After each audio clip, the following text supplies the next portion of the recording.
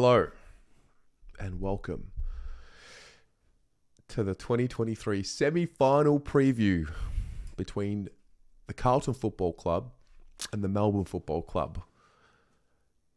It's good to be here.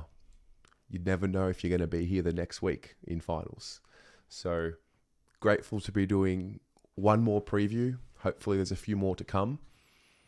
And we're about to enter. We are.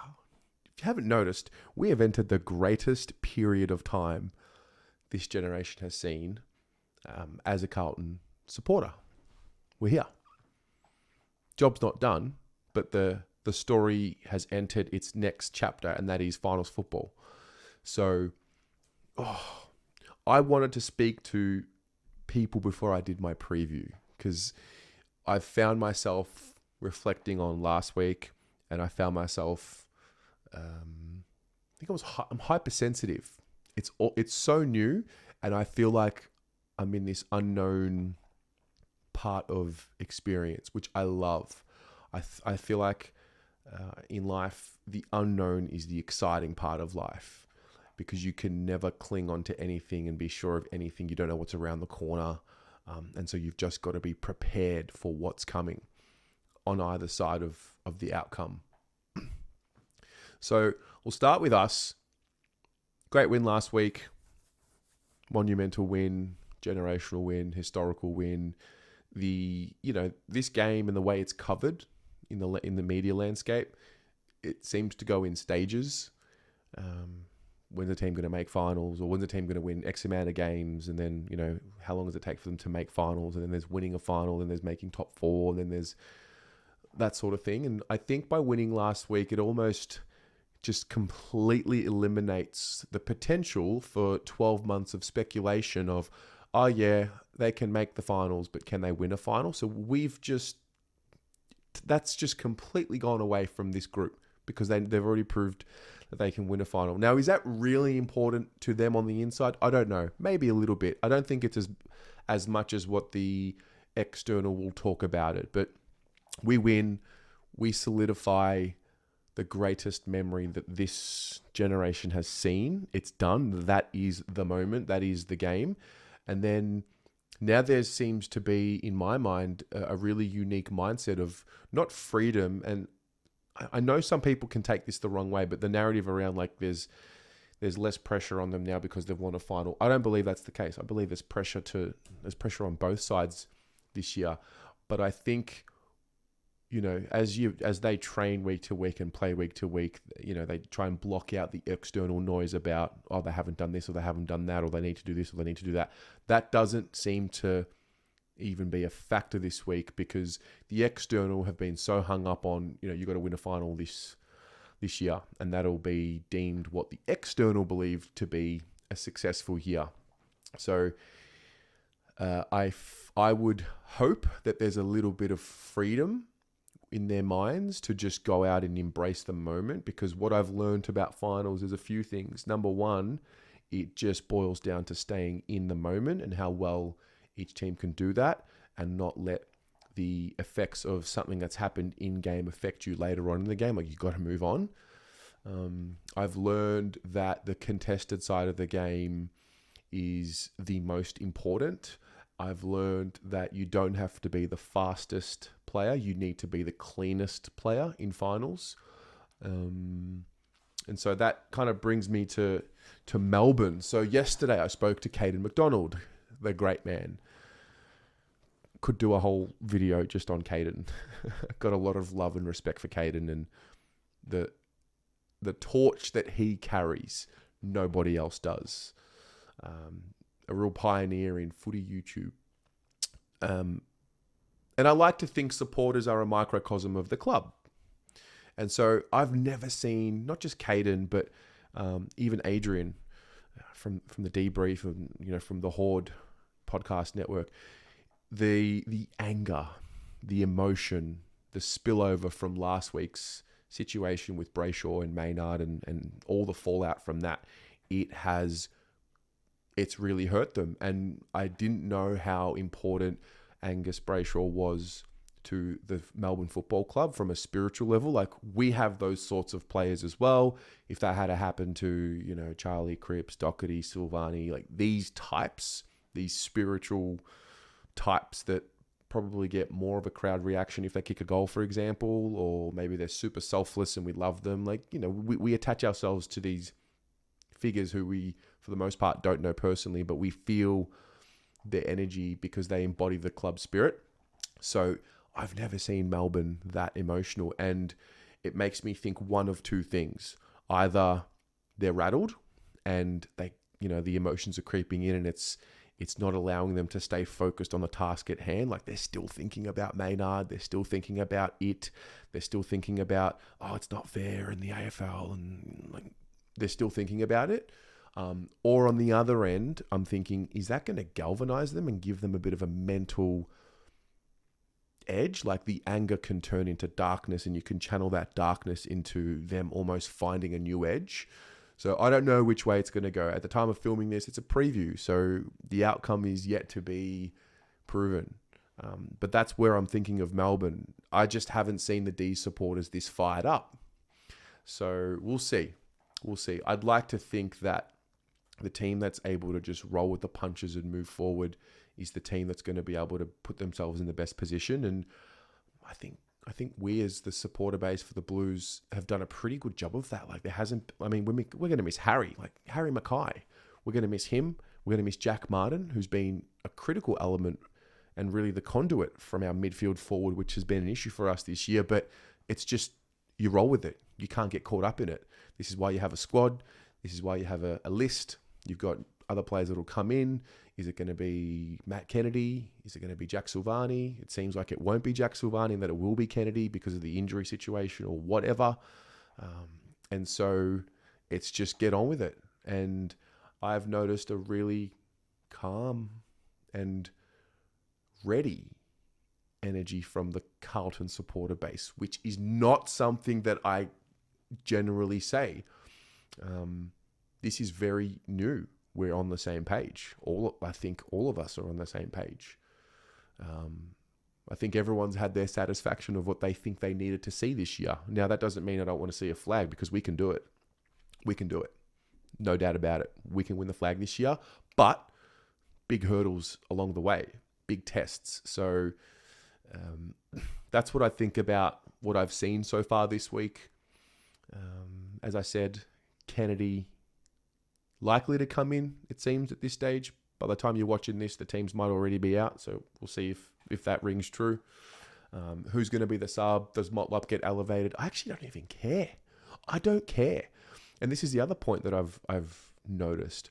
I sense that, you know, we have, for the last 6 years on this channel anyway, and then probably 4 or 5 years before that, actually no, probably decades, we have constantly been accustomed to picking out what's wrong, which team selection was wrong, which decision was wrong. No, that's wrong. We're almost trying to pick out what's not right with the club and the decisions.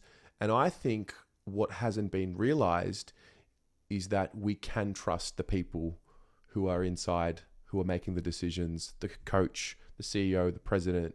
We can trust what's happening. So instead of getting caught up in what's wrong, I find myself sitting back because they've got it.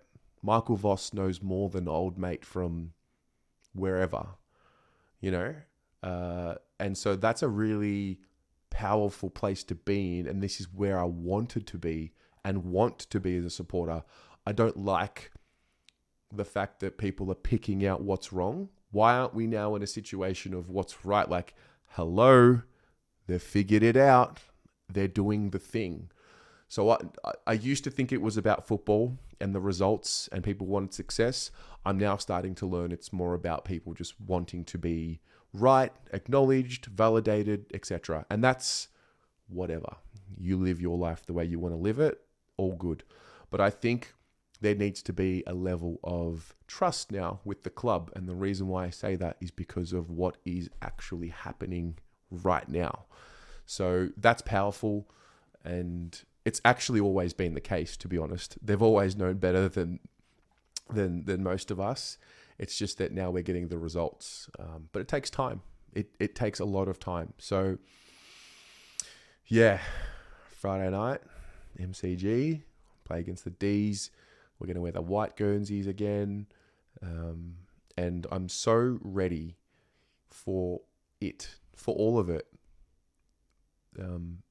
I struggled to stay mindful last week and present, but that hasn't been the case this week. I think I needed a bit of a taste of finals football, and maybe subconsciously I think I needed to see a finals win.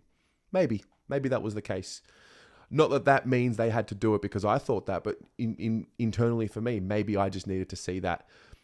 This week, I'm obviously going to get worked up and all of that. I'm not going to be calm throughout the game, but it's so refreshing to be sitting here in this manner. And I'm not taking it for granted. So I'm just making sure to, when I look back at this time, I don't want to be saying to myself, oh, you should have been like this, or you took things, I want to make sure I've enjoyed it. So that's what I will be doing.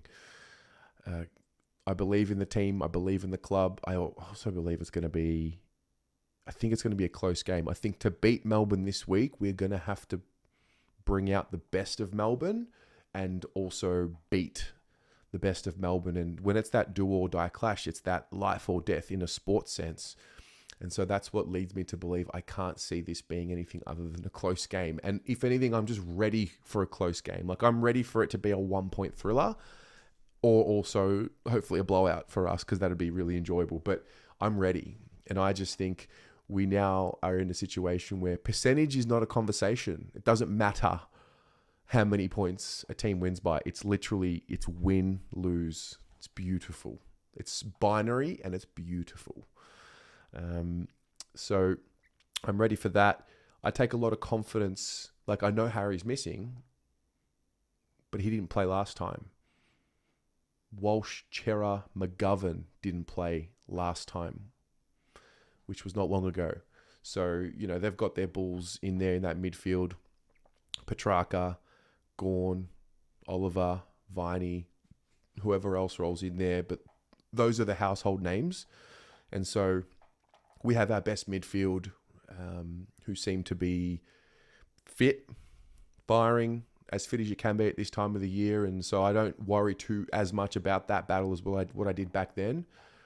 The forward line's going to be interesting because it's going to be different. It could work. I think it's going to work for us, to be honest, because I think our players are so focused and they're ready to impact, and it's going to be a new look for Melbourne. They know us as a team that has Harry and Charlie. We didn't have Harry last time. We made it work. Someone's going to step up.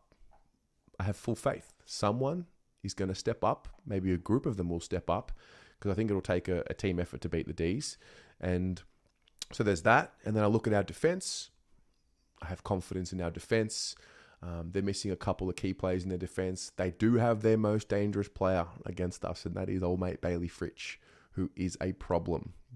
He has historically been a problem.